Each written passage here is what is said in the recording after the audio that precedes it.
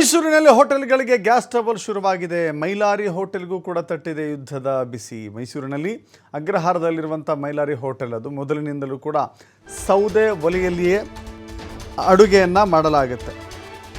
ಸೌದೆ ಒಲೆಯಲ್ಲಿಯೇ ಅಡುಗೆಯನ್ನು ಮಾಡುವುದರಲ್ಲಿ ಫೇಮಸ್ ಈ ಮೈಲಾರಿ ಹೋಟೆಲ್.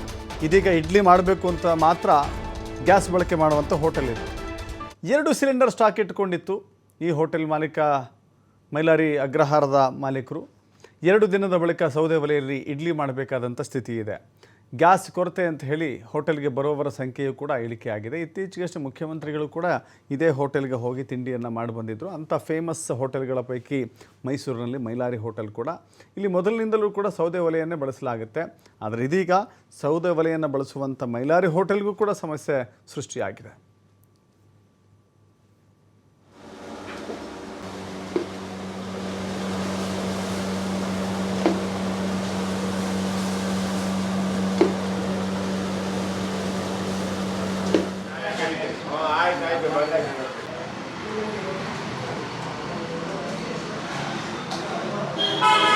ಬಂದಾಗ ಎಲ್ಲ ಸರ್ ಬಂದಾಗ ಕಲಿತೀನಿ ಅವ್ರಿಗೆ.